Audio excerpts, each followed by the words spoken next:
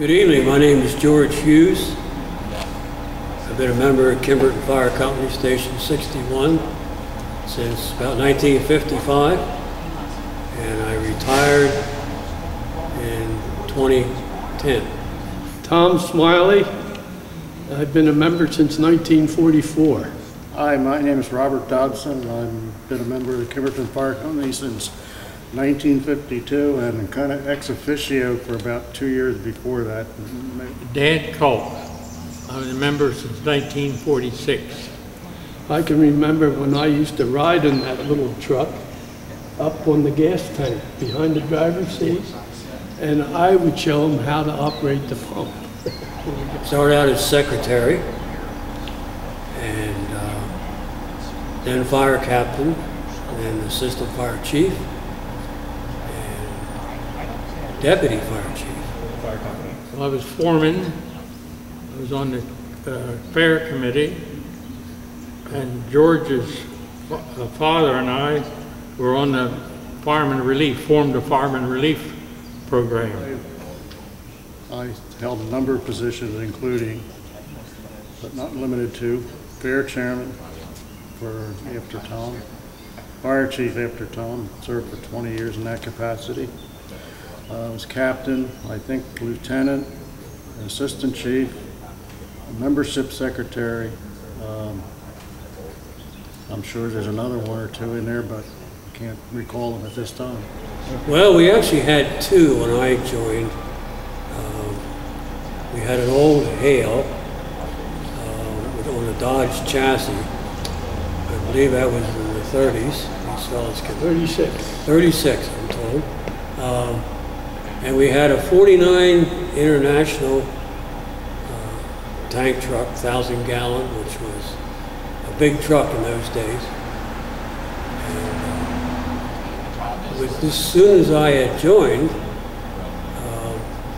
wasn't too long until they had another truck on order, and before that truck was delivered, the Dodge, something happened to it, it blew up or whatever. So we had to end up replacing that. So we ended up in '56 buying the small International to replace the Dodge, and later on we took delivery of a '57 International for another high content tank truck. Several men got together, 6 or 8 men got together, which ended to be the charter members, and that's how they formed the company. And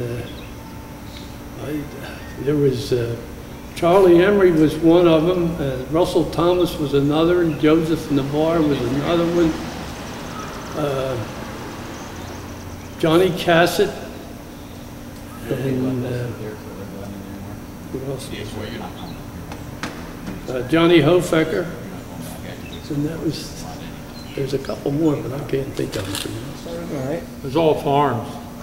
We have created barn, protecting barns and fields. Very rural. Village of Kimberton was our basis of operation, and most of the area around was farmland and farms, of course, and individual residences. Lots of cows, lots of barns, not a lot of traffic. And every truck had gear on the truck, and everybody's gear was a different size than what I needed. They were too short. We wore boots. Couldn't get boots small enough, couldn't get a helmet big enough.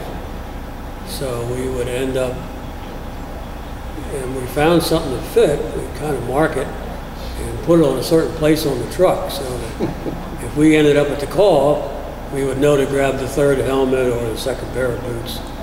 And that was okay until somebody else grabbed them first. There was a period when there was a guy setting barn fires. I think he set 7 or 8, I forget now which. And every night, we figured he was working between 11 and 1 o'clock in the morning. And all the barns in our area most of them, we set a man or two men in there, especially the barns right along the road. And it proved successful. One comes to mind. We were out to Charlestown, and we were called to a house fire. And when we got there, we went in. I guess Bobby was with me maybe, but we went in, and here was a mattress in the hallway of the stairs leading to the second floor. And this thing was burning, and of course the house is full of smoke. And the mattress is, as you can imagine, is wedged in the hallway. You can't move it up, you can't move it down. And we had a heck of a time. And when we finally got the fire out, we found out that I believe it was either drug activity or something. There was a lot of marijuana, and there was a lot of money, and we ended up having the state police come in, and turned out to be a real hootenanny.